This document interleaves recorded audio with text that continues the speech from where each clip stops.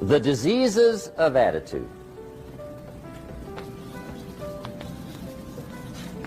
It's never that pleasant to talk about the negative, but we got to talk about it because life is part negative. These attitude diseases are like weeds that grow in the garden.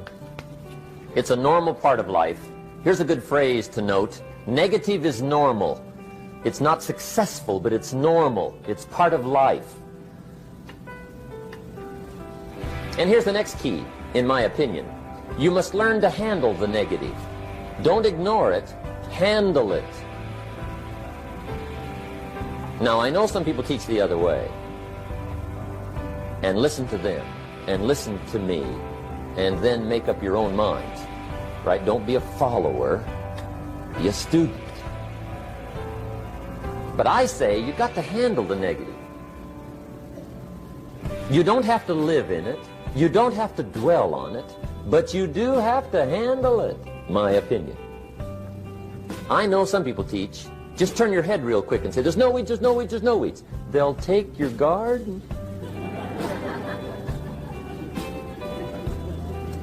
So you've got to handle the negative. Here's what part of it is. It's called the Great War Between Good and Evil. Mr. Reynolds and I are working on a new book this year called The Great War Between Good and Evil. And there is a war on. The minute you were born, you got involved in the war between good and evil, between darkness and light, between negative and positive, between evil and good, between tyranny and democracy, between weeds and human activity. I mean, the war is on. If democracy sleeps, guess who never sleeps? Tyranny. In the absence of light, guess what's automatic? Darkness.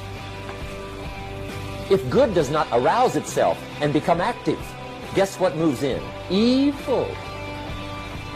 It's a war. A mental war, a physical war, a financial war, between enterprise and ease, between accomplishment and failure. It's a war. That's why there's an Old Testament phrase that gives the best advice for human activity when it says, 6 days labor, 1 day rest.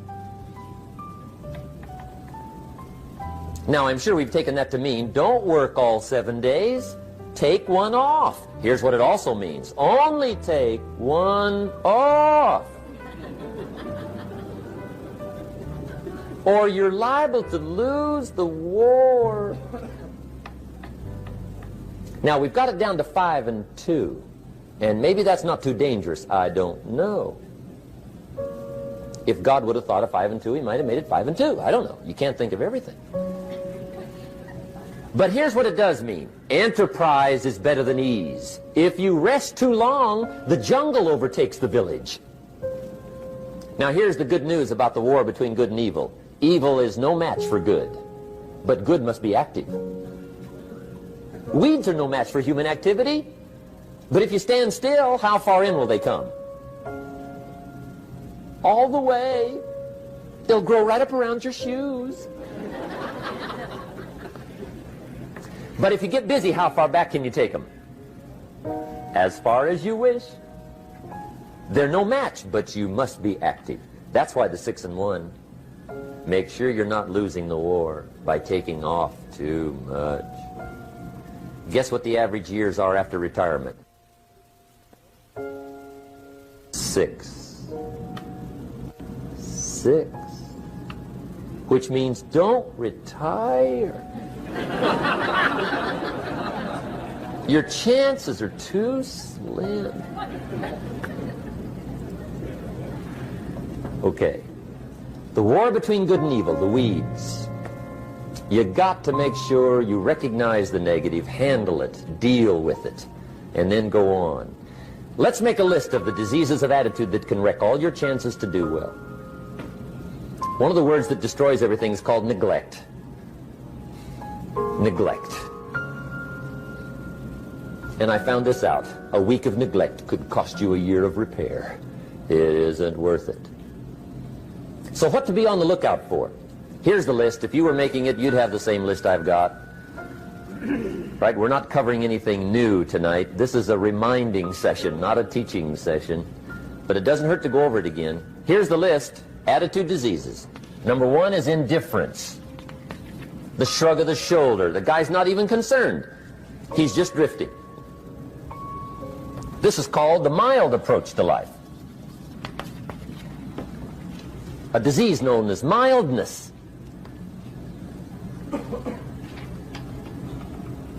The guy says, well, I can't see getting all that worked up. Well, to be any kind of winner, you got to get worked up.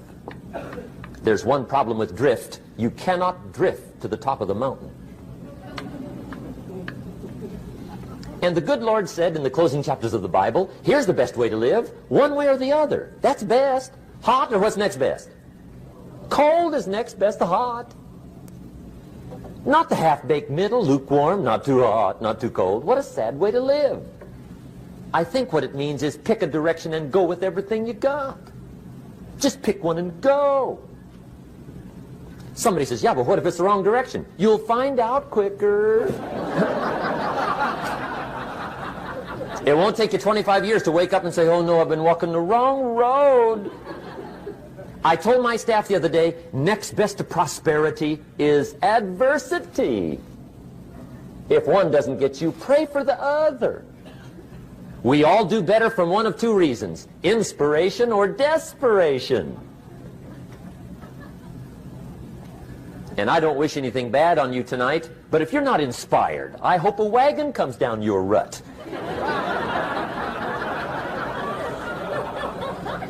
Whatever it takes to get you to try harder, read more, set your goals, and go for it. Somebody asked me one time, what quality would I pick if I wanted to work with somebody? And you know what I picked first? Number one, strong feeling. Please, number one, give me somebody that feels strong. About most anything, I don't even care. Just so they believe it. Even if they disagree with me. Wonderful. Just so they disagree vigorously. I'm not saying it's easy to win those kind of people to your point of view, but I'd rather do that than to try to resurrect people from the dead. Pump them up every month. Pump them up, pump them up. I pass. The good Lord needs a leader for the early Christians. Remember the early days of the Christians? Not like today. If you were to stand up in the early days and say, I'm a Christian, cut off your head, toss you and your wife in jail, let you rot. I mean, those were ugly days. Being a Christian back then was not called socially acceptable. They didn't have 125,000 in the Los Angeles Coliseum to hear Billy Graham on a Sunday afternoon. Not back in those days. Back in those days when the Christians got in the Coliseum, it was a different story, right? I mean, the word was, stay out of the Coliseum, especially on Sunday. Last Sunday was Lions 33, Christians nothing. See, those were mean, tough struggle days for the Christians. Now, when the days are mean and tough and struggling, you got to have some kind of leader. Do you know who the good Lord picked for the leader when the days were mean and ugly? Saul. From Tarsus. That's who he picked, Saul. I'll tell you what, I would have picked him. You would have picked him. Anybody would have picked Saul. Saul was one of those incredible guys. Once he got into something, look out. Everybody in the community knew what Saul was in. Because whatever he joined, he'd flip all the switches, open up all the dials, turn on all the faucets, and go like mad. He was known as All-Out Saul. I mean, he was something else. Now, at first, it wasn't working out well. Saul hated Christians, which makes a poor leader, right? I mean, that won't work. Saul got this bug somewhere about the Christians. He got to hating Christians. And he hated them so bad, every time somebody would say Christian, he'd fly into a rage. And I guess he decided one day, it was his mission in life to get rid of all the Christians. He was Saul anyhow, could do most anything he wanted to. So he got in these letters of authority to go around to the various communities and hunt down the Christians. They said, do whatever you want to with them, Saul. They're unpopular anyhow. Drag them in the streets, whip them, stone them, torture them, kill them. You mention the name Saul from Tarsus to the early Christians. I'll tell you what they would do. They would run, hide, lock the doors, leave town, dive underground. I've been in the catacombs of Rome where they hid. He was mean. I mean, terribly mean. But remember the story? One day Saul's making it for Damascus. Heard about some new Christians, flies into a rage, takes off for Damascus. And the story said he was angry. There's a little sentence in the story that says, on his way to Damascus, he was breathing out threatenings and slaughter, which meant he felt rather strong about the idea, right? That's strong. That's strong. But on this journey, right, according to the story, as Saul was making his way to Damascus, the good Lord looks down out of heaven and says, there's my man, Saul. He's got to be something else. And according to the story, this great light shines out of heaven, knocks him flat, right off his horse, grinds his face in the dirt, and blinds him for 3 days. The good Lord using recruiting tools we can't use, but when you're Lord, right? To make a long story short, Saul from Tarsus becomes converted to Christianity. He becomes Paul, the great leader, the apostle. And without a doubt, the good Lord got him a dandy. One he didn't have to pump up every month. In one of his later writings, he said, the things I once hated, I now love. The things I once loved, I now hate. See, that's strong. Here's the key to the good life. Learn to put everything you've got into everything you do. Whatever you are doing, pour it on. It will quickly open up into opportunity or quickly disclose to you that you ought to be doing something else. The delusion is, if I had a better job, I'd really pour it on. See, that's delusion. Wherever you are, pour it on. Don't give somebody half a job for a day's pay. Pour it on. See, that'll help change your life. Get rid of this disease. Here's the next attitude disease, indecision. Mental paralysis. The guy can't make up his mind and it becomes a disease. Pretty soon he knows he's got it. The guy says, well, I know I'm on the fence. But he says, what if I get off on the wrong side? Listen, after a while it doesn't matter. Just get off. Any side will do. A life full of adventure is a life full of many decisions. The ones that turn out to be wrong give you better experience to make better decisions. So don't see how many decisions you can get out of, see how many you can get into. That's where the adventure is. So shake off this disease, indecision. The next one is doubt. Doubt's like a plague. And one of the worst is self-doubt. There are many, but that's one of the worst. The guy doubts himself. Doubts if it'll last that long for him. Doubts if he can do that well. Doubts if he can make that much. Doubts if he can accomplish all that. A chronic, excellent self-doubter.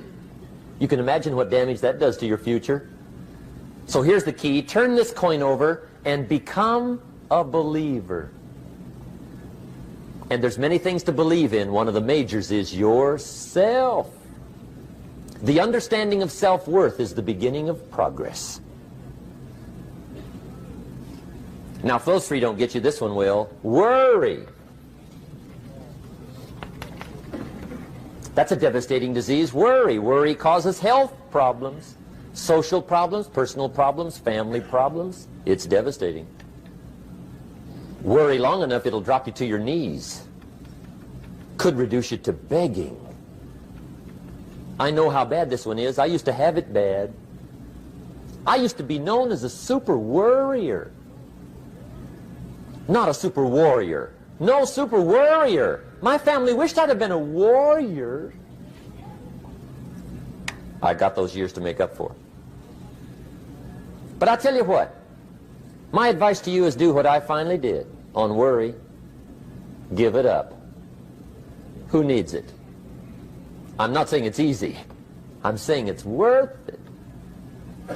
It took me almost 1 year to kick the worry habit, and it was not an easy year. It was one of the toughest years I ever spent, but I finally got that monkey off my back.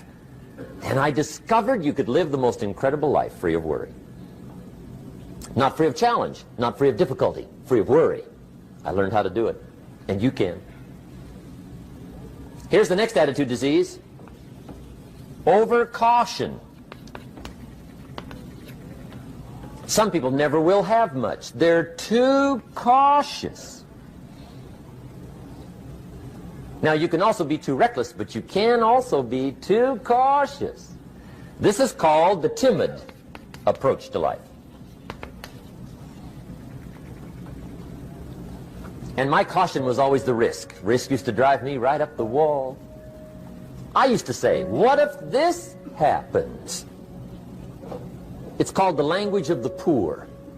What if this happens? And on top of that, if this was to happen, look at the fix I'd be in. I'd better not try. I could always ace myself out. Then I'll tell you what changed my whole life when I finally discovered it's all risky. The minute you were born, it got risky. If you think trying is risky, wait till they hand you the bill for not trying. If you think investing is risky, wait till you get the tab for not investing. See, it's all risky. Getting married is risky. Having children is risky. Going into business is risky. Investing your money is risky. It's all risky. I'll tell you how risky life is. You're not going to get out alive. That's risky. The Englishman says, well, if that's the way it's going to work out, let's give it a go. Right, that's what it's for. Give it a go. Somebody says, yeah, but I'm looking for safety and security. Fine, then huddle in a corner. We'll cover you with a sheet, bring you 3 meals a day. And we'll protect you, feed you, look after you, care for you. We won't let anything happen to you. And you'll probably live to be 100. The guy said, well, yeah, I'd live to be 100. But what a way to live. Right. What a way to live, safe and secure. Don't ask for security. Ask for adventure. Better to live 30 years full of adventure than 100 years safe in the corner. And see, it's not important how long you live. What's important is how you live. Here's the next attitude disease. We're almost through with this motley list. In fact, we're almost through. Hang on. The next one is pessimism.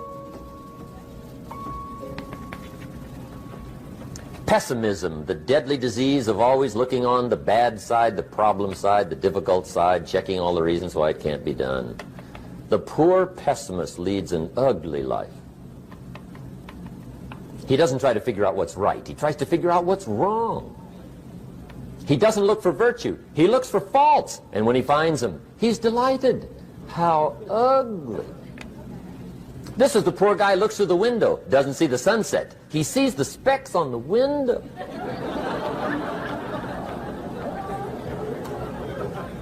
And this is the poor guy, right, who rushes up, takes such leave of his senses. This guy rushes up and he says, I've got 5 good reasons why it won't work. He's so dumb he doesn't know all he needs 1. He's got 5.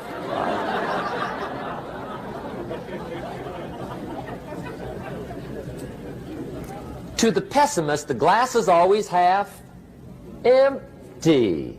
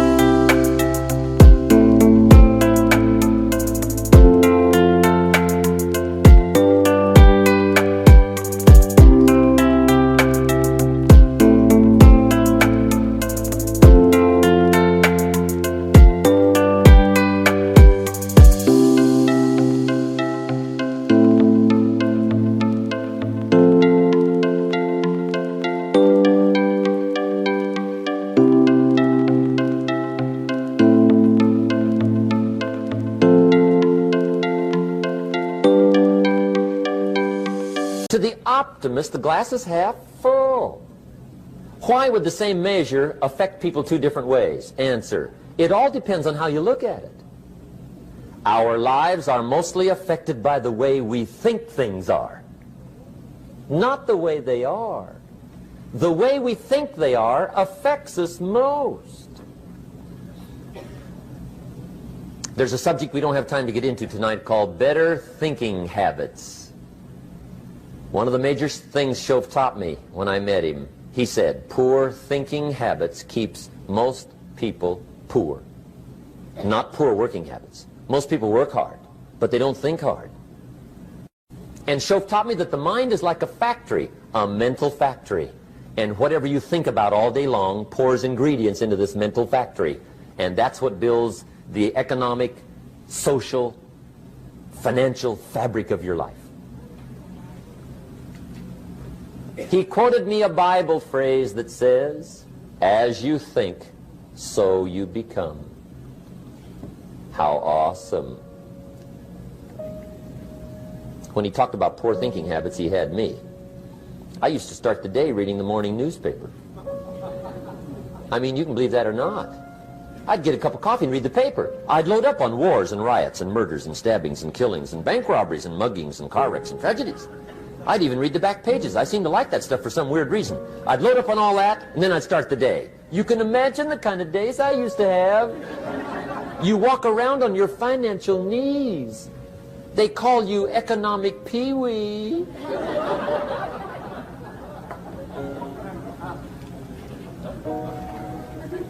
The guy says, I want to be a great leader. Wonderful. The first thing we do is follow him to his house. When we get there, we walk in and check his library, number one. Somebody says, well, why check his library? The reason is because what a man reads pours massive ingredients into his mental factory, and the fabric of his life is built from those ingredients. You would not believe what some people have got in their house to read. You would not believe. One of the best dressed up words I know for a lot of it is trash. Can you imagine dumping a barrel of trash into this mental factory every day and coming out with a rich, dynamic, positive life? It can't be done. You might as well try making a cake with cement. The kids back in Danbury, Connecticut, high school, they're asking me questions one day. I'm talking to the kids. Kids got good questions these days. One of them said to me, Mr. Rohn, how do you build the good life? I said, it's simple.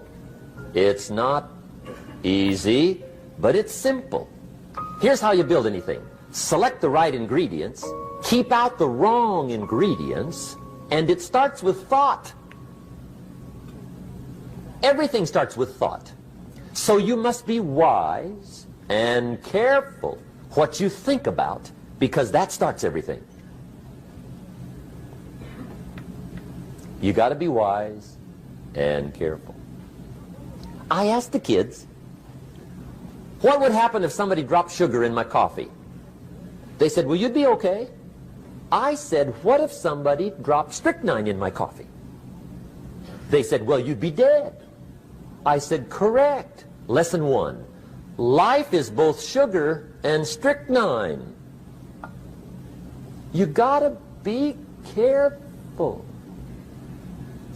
I said, what if my worst enemy drops in the sugar? They said, will you be okay? I said, what if my best friend, even by accident, drops in the strychnine? They said, well, you'd be dead. I said, correct. Lesson two. Watch your coffee.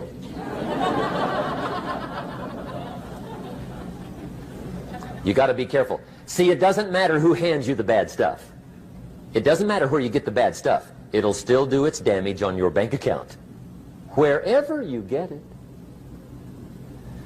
Mr. Shoaff gave me one of the greatest phrases when I first met him, when he said, Jim, every day stand guard at the door of your mind. How important. Stand guard at the door of your mind. And you decide what goes into your mental factory. Don't let anybody just dump anything they want to in your mental factory, because you've got to live with the results. Okay, here's the last disease, and we're through with this list. In fact, we're almost through.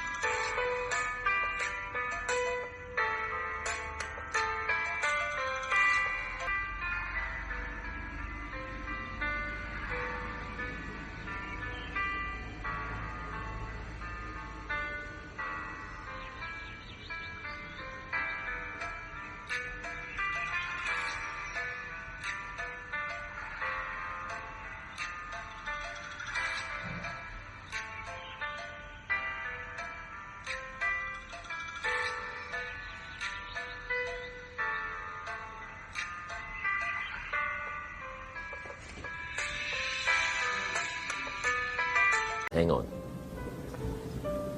The last subject is very brief. The last disease, but this one is deadly. Engage in this one, indulge in it even slightly, and you might as well forget the future, because it's going to forget you. Complaining, crying, whining, griping. A Bible word called murmuring. See, that'll ace your future. Spend 5 minutes complaining, and you have wasted 5. And you may have begun what's known as economic cancer of the bone. Surely they will soon haul you off into a financial desert and there let you choke on the dust of your own regret. I hope I said that well, so you won't forget. It's a deadly disease. If you don't think it's bad, ask the children of Israel of Old Testament faith. Typical of us all, their story just happened to get in the book. Story says, children of Israel were slaves. God performed a series of dazzling miracles and got them out. And now they're heading for the promised land. Remember the story?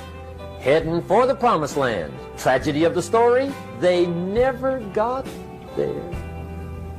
Reason. From day one, they started to complain. They griped about the water. They griped about the weather. They whined and cried and griped about the food. They griped about the leadership. They whined and cried because it was too far, too cold, too hot, too difficult, too miserable. I mean, they whined and cried for years. Finally, God said, I've had it, trip canceled. Or something like that. The story says they died in the desert, never got to the promised land. Which I think means 2 things. Indulge in this long enough, you get your future canceled.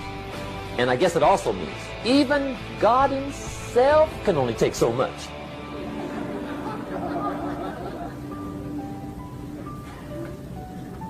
Okay. Just be on the lookout of the things that can destroy all the good you start. The war is on. And this evening, tomorrow, mentally, personally, socially, economically, you got to make sure you're winning the war. And this is part in the war. And this is part in the war. And this is part in the war.